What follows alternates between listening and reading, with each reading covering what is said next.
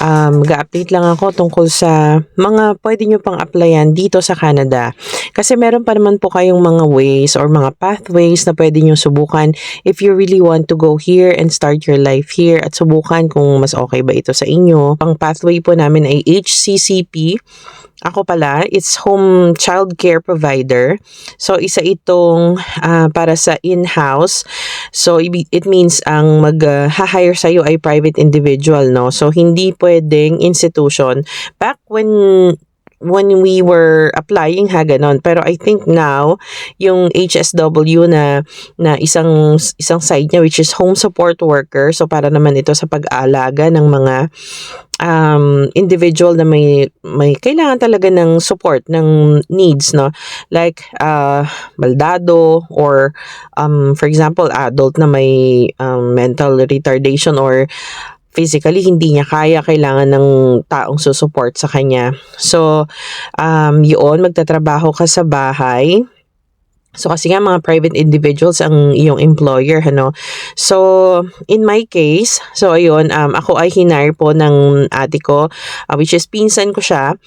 And pwede din naman kahit kapatid nyo mag-hire sa inyo. Basta lang i-provide ninyo yung mga different checklist o yung mga requirements na kailangan, which is first is you have to pass IELTS. Yung IELTS po ngayon mas pinadali, mas pinababa kasi ang score which is 4 na lang. Back when we were applying, it's 5. So ngayon mas madali na lang 4. Tapos, kayang-kaya nyo na, sa palagi ko, ang mga Filipino naman being, nanggaling tayo sa edukasyon na ang sistema ay intensive ang paggamit ng English, ay kayang-kaya nyo yan, yung 4 na yan. Ako, hindi naman sa nagmamayabang, pero nung nag-exam ako, I got like 7 something, ganon. Tapos di pa ako nag-review ng yung mga review center talaga, pero nag-review ako ng puspusan sa sarili ko. Kasi being a teacher before, parang pag binigyan mo ako ng mga list ng ito yung mga competencies na kailangan, alam ko na yon kung paano gawan ng paraan, kung paano ko siyang aaralin. So, ganyan. And pero kayang-kaya niyo 'yon yung 4 na score sa IELTS. And then what else? Pero ngayon hindi ko na kaya yung 7. Takot na nga ako mag-IELTS ngayon kasi bala kong mag-IELTS pa ulit because na-expire na nga yung IELTS ko. Gagamitin ko siya sa isa pang bigger na I think step para sa professional career, ganyan. Subukan natin. Pero parang hindi ko na kaya yung ganong level. So, balik tayo doon. So, ayun, IELTS. Ang IELTS pala ay like 12,000 way back nung nag-take ako. It was 2020. Ayan. And then second one is kailangan nyo ng sa WES or ICAP yata yun. Para siyang education assessment. Ayan, ganyan. So, ang kailangan nyo lang ngayon ay secondary level lang. So, pinababa rin kasi before, way back before, kailangan ay secondary and dalawang years na post-secondary. So, ganyan po. So, kung hindi ka nag-K to 12, ang usually na magiging result ng inyong evaluation dyan sa WES ay kapag kayo ay bachelor degree graduate, so 4 years yun, na bachelor, and hindi kayo nag-K to 12, parang normally 2 years na post-secondary. So, para lang kayong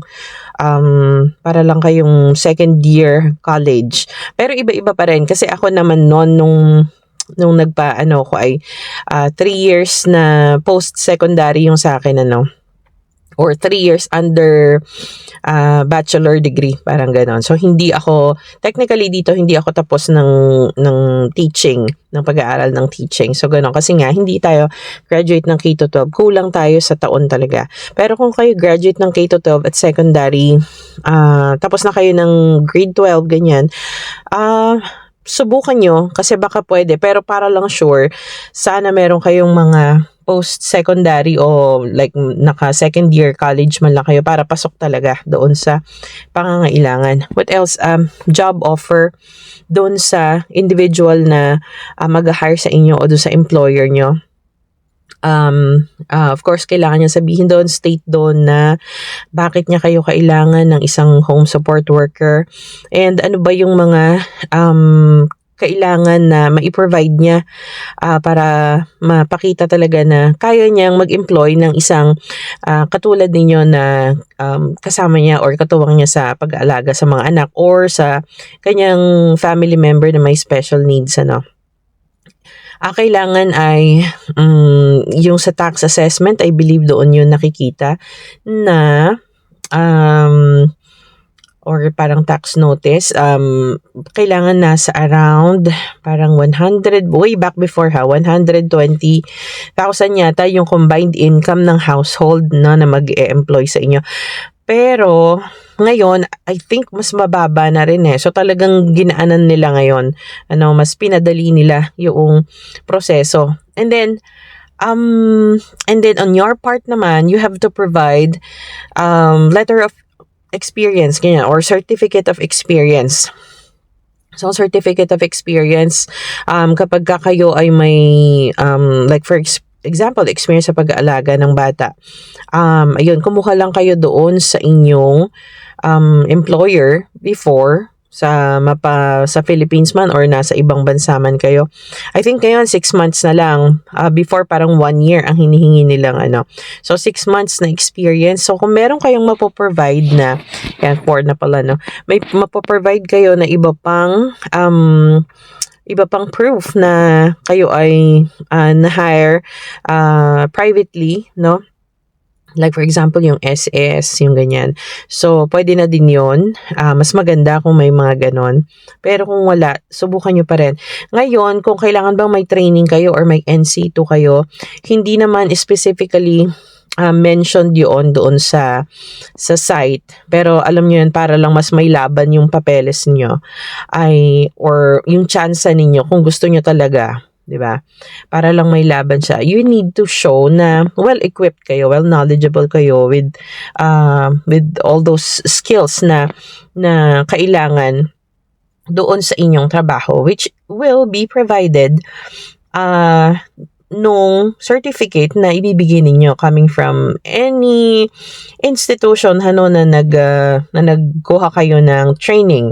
Ako kasi nag-caregiving training pa rin kami. Like, parang 6 months din yata yun na nag-aaral kami ng caregiving, tas it's Saturday and Sundays na pag-aaral. So talagang magtsatsaga ka rin kung gusto mo. Tsaka ang dami mo ding matututunan once na kumuha ka nun. Although ngayon sa YouTube marami na tayong mga resources, but maganda pa rin yun kasi lalo na yung sa caregiving, no, mas mas nakikita mo kasi nga syempre in person yung mga pagtuturo na ginagawa. So ayun, so yung 4 na yun, again, it's IELTS, education assessment, what else, yung letter from your employer na kailangan nila, and yung certificate of experience ninyo na nagtrabaho kayo as a child care provider or as a nanny and as a home support worker or private caregiver. Pero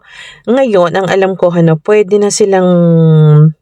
nang mag-hire yung mga parang semi-private institution or private institution, ganyan. Kasi dito may mga ganyan, na yung mga nag-aalaga ng matanda o tsaka yung mga may special needs sa tao.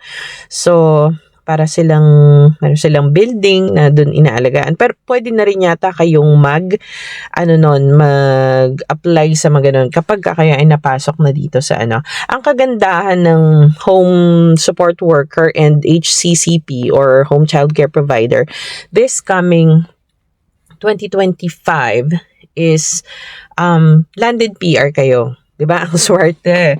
Sana all. Landed PR.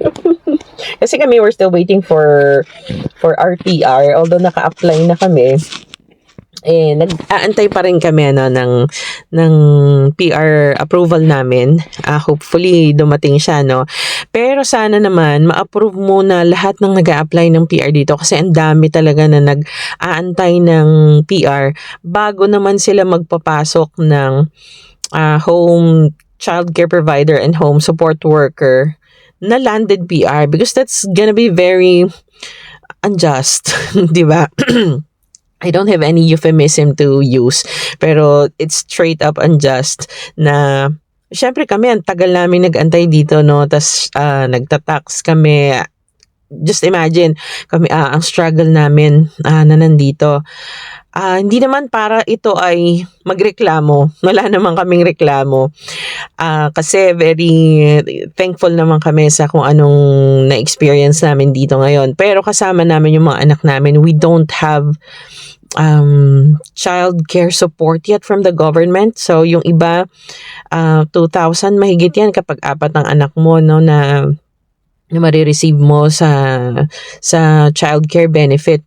But we don't have that kind of extra money. So, ang nagwo-work talaga ng puspusan ay yung husband ko kasi ako, na lang ako, part-time, ano. So, ayan, almost we can say na single income household kami kasi nga din, di naman ako masyadong makakuha ng regular na caregiving job or no, not caregiving, yung pag-aalaga, na yung pagnanani because mayroon naman akong maliit na kid dyan, so na inaalagaan. So before kasi nakatira kami doon sa pinsan ko na employer ko. So of course, na-fulfill ko yung job, like for yun nga kasi doon kami nakatira. Pero nung lumipat na kami, so hindi pa ano na lang siya pa yun nga parang hindi na ganoon ka-regular yung aking kasi nga very needy naman yung aking anak na isa, no. So, ayan ang aking konting update. So, kung iniisip nyo na kayo na mga gustong pumunta dito as caregiver, as nanny, so pwede naman yan, ano. Ako, teacher po ako sa Philippines before. I just want a better life, I think, para sa aming family. Yung not that I'm saying hindi okay yung buhay namin sa Pilipinas. Okay naman po kasi asawa ko naman doon ay seaman siya. Although ang pinakamahirap talaga is yung magkakalayo kami. Tapos dito, let's just say na mas priority na talaga namin ngayon yung magkakasama. And we can't have that kapag nasa Pilipinas kami. Na of course, wala namang magandang mga opportunity para sa kanya kasi sa pagbabarko talaga siya, ano. So, hindi naman pwedeng habang buhay siyang gano'n, di ba? Tsaka sa health din, mas okay na nasa land-based job siya. And ako naman, sa mga anak ko, parang lalo na doon sa anak ko may special need. Alam kong sinasabi nila nga nung pinsan ko si ate na mas okay dito kasi maraming support na binibigay ang government for them na may mga special needs. And totoo, no, may mga libreng therapy session siya, tsaka ang ganda ng very welcoming environment sa kanya. So, ayun na nga, let's save that for another video. So, ito nga, again, ang mga trades na pwede nyo pasukan is food processing, caregiving, what else? Agriculture, construction, and what else? Agriculture. Tsaka sa ng care sa medicine healthcare. Ayan, yung 5 na yun ang pwede nyo pong pasukan dito at yun ang walang restriction kahit na medyo mababa ang sweldo, like for example sa yung low paying job yon, yung low wage job, no, kumbaga yung caregiving and sa nanny, sa agriculture din, I think doon hindi siya sakop noong mga paghihigpit. So, pwede yan because those are essential trades, no? Lalong-lalo na dito. sa Canada. So that's it for today's video. Sana may mga napulot po kayo, yung mga nais mag-pursue dito ng buhay. Ayan, may mga pathways po tayo na pwedeng gawin. Huwag nyo na lang din ipilit kung ano yung gusto nyo kasi yun nga, ang Canada ngayon ay nasa state siya na pinipili niya na lang din yung pinapapasok niya. Pero marami pa naman din tayong kumbaga pwedeng entryhan ng mga gates, kumbaga. Ayan. So, I hope everything's doing great. Again, let's be hopeful and prayerful, and despite of all challenges, let's all be grateful for everything that we have. Yan. And again, thank you for watching and see you on the next video. Bye!